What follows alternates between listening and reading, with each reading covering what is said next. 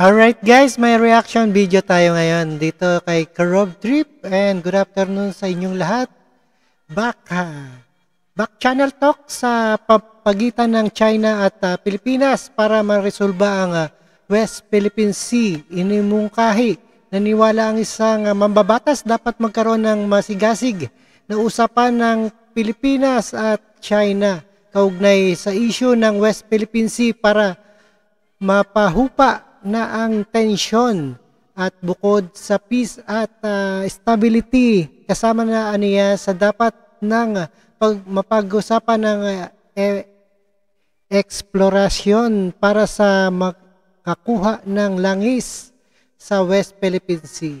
Panoorin po natin ang buong detalye. Ayan, nananawagan na para mapahupa na ang tensyon dito sa West Philippine Sea. Alright. Well, ang normal dialogue right now, everything is in front of media, no? So, alam mo, pag nag-negotiate, tapos andyan media, pagalingan tayo, no? Patigas.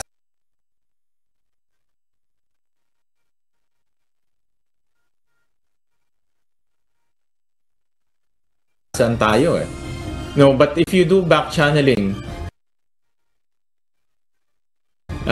without external pressure, then we can be more frank and more open, and also more personal on that note. No, and I believe we can resolve many things by just talking quietly. Imbes na sagutan, back channel talks ang nakikitang solusyon ni Senator Sherwin Gatchalian sa pagitan ng Pilipinas at China para maresolba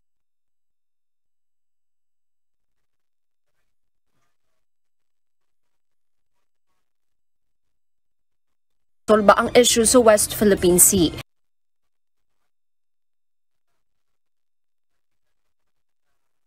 Anya, wala namang napapala sa nangyayaring batuhan ng salita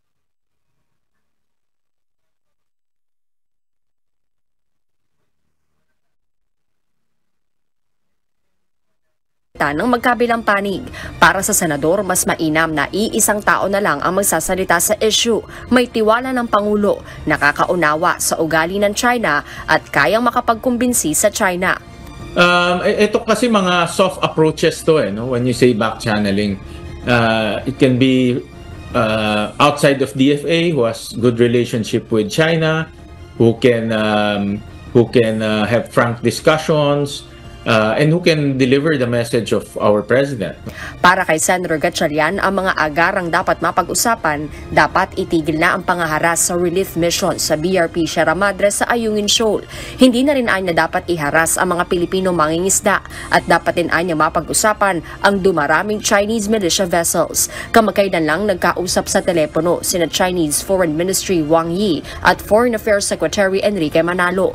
Pero bukod sa kapayapaan at seguridad sa lugar, dapat na rin anyang isama sa dialogo ang energy security gaya ng oil and gas exploration sa West Philippine Sea.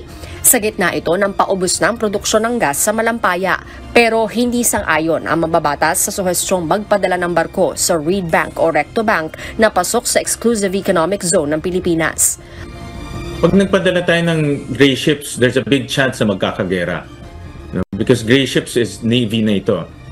If you notice, if we are only sending our civilian ships through the Philippine Coast Guard, because our country, we don't want to escalate the situation. Harleen Delgado, UNTV News and Rescue.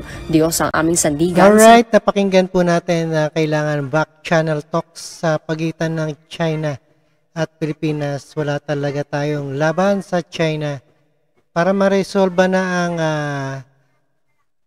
West Philippine Sea issue. Ayan, inumukahi na. At maraming salamat sa inyong lahat at panonood, pakikinig dito kay Karob Trip, and see you again sa ating next reaction video. And God bless us all. Thank you so much.